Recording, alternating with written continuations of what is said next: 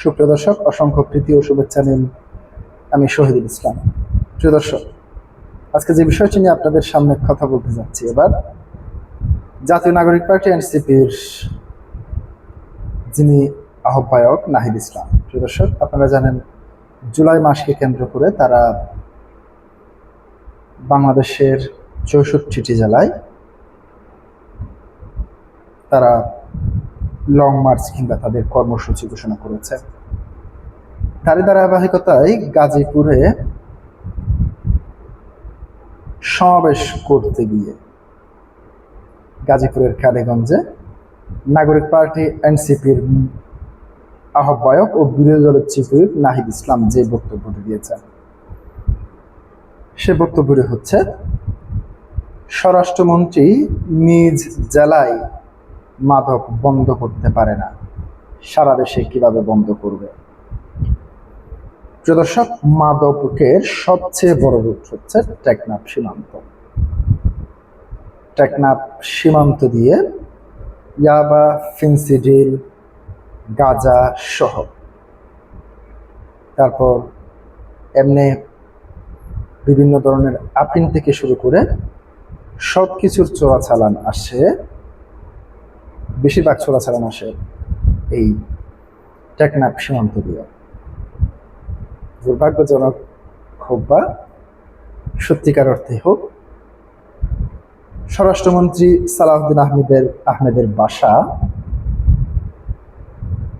এই কক্সবাজার উপজেলায়, অর্থাৎ যে টেকনাফ ও কক্সবাজার জেলাতে পড়েছে, ঠিক একইভাবে স্বরাষ্ট্রমন্ত্রীর যে নির্বাচনী এলাকা পেকুয়া, সেই পেকুয়াও কক্সবাজার উপজেলায় আওতাভুক্ত।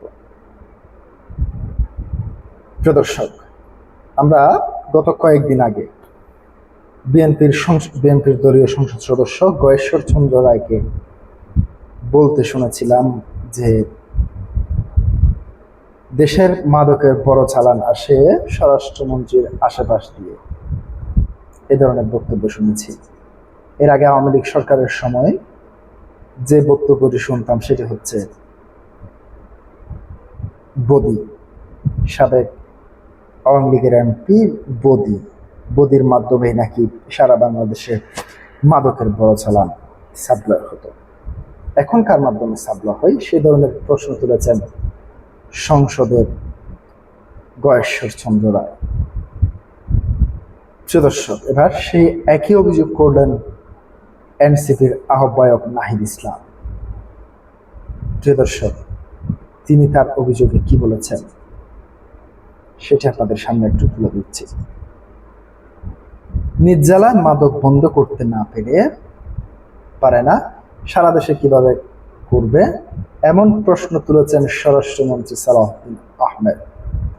এর সমালোচনা করেছেন জাতীয় নাগরিক পার্টি এনসিপির আহ্বায়ক ও বিরোধী দলীয় চিফ হুইপ নাহিদ ইসলাম।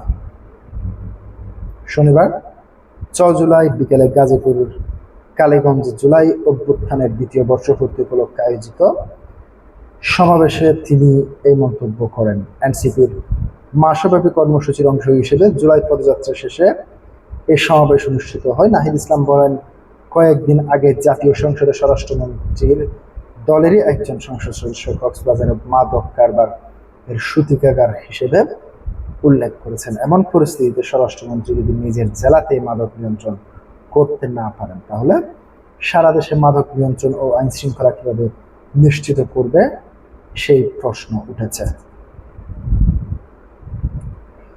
জুলাই গণঅভ্যুত্থানের দ্বিতীয় বর্ষপূর্তি উপলক্ষে এনসিপির মাসব্যাপী কর্মসূচির অংশ হিসেবে সোমবার কালীগঞ্জ থেকে জুলাই পদযাত্রা শুরু হয় এবং সমাবেশে দলের সদস্য সচিব আক্তার হোসেন, মুখ্য সংগঠক উত্তরাঞ্চল সাজ্জেদ আলম সহ কেন্দ্রীয় ও স্থানীয় নেতারা উপস্থিত ছিলেন।